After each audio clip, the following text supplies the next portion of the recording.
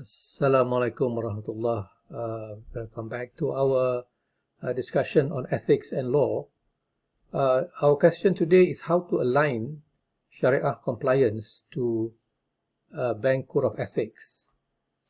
Because whenever we refer to Shariah compliance, we are referring to the term that is used in Islamic finance to denote that a financial product, service, or activity complies with the principle of Sharia or Islamic law. And when we look at the Sharia in general, we know very well that there are three elements of Sharia. The Aqidah, number one, Akhlak, number two, and number three is Mu'amalat. So the Aqidah, all of us are aware what it is. It refers to the belief of the Muslim, and this belief concerns the belief in Allah, belief in Rasulullah, belief in the Malaikat, belief in the Quran, belief in the Day of Judgment, and belief in Qadar and Qadar. And the Akhlaq refers to the behavior of Muslim, and we are referring to the character of Muslim.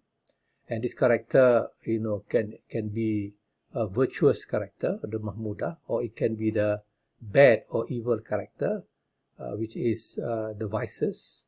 And number three, we are referring to the mu'amalat, or interaction or transaction of Muslim. And this mu'amalat, can be a mu'amalat, a transaction between God and man, and that is referring to the five pillars of Islam, which is the Shahada, the Salat, the Saum, and Zakat and Hajj. And then we have the mu'amalat among men, among us, and that will be related to the various type of, activity. The siyasah, we talk about political activity or political transaction, jinayat, and then we got iqtisadiyat or economics.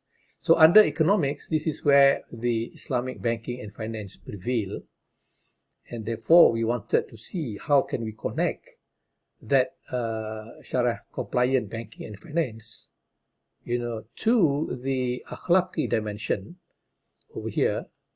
And therefore, because as we know that the central bank in 2016 have launched the Financial Service Professional Body Code of Ethics, and most Islamic bank Code of Ethics today are based on the FSPB Code of Ethics launched by Bank Negara back in 2016. And the FSPB outlined a set of 5 broad fundamental principles to which banks and individuals should also adhere to. And these 5 principles are competence, integrity, fairness, confidentiality, and objectivity. So our role here is to enrich the FSPB Bank Code of Ethics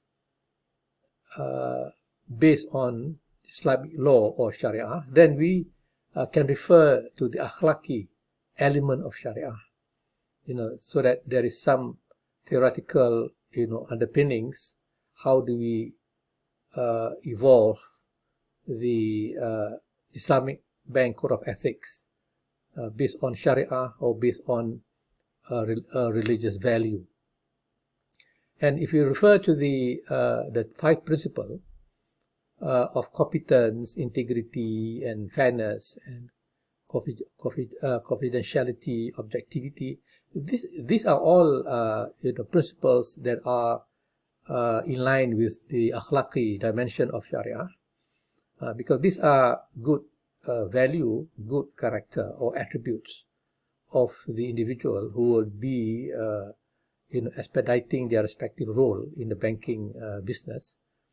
And we can see further that the FSPB Code of Ethics aims to raise the bar of professionalism and ethics across the financial services industry, and to help restore, maintain, and enhance public trust in the sector.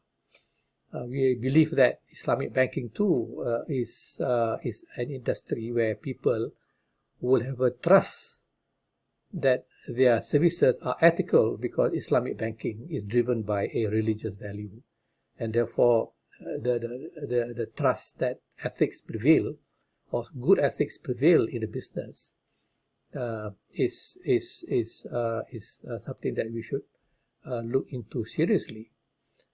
Bank employees can rely on the FSB Code of Ethics in principle for guidance in making decision and conduct at all times, because employees, these are the people who run the business unit, and they are facing decision on a daily basis, and some of this decision, may be facing some sort of ethical dilemma, or ethical question that require a lot of guidance, and that code of ethics is very useful to help guide the bank employee.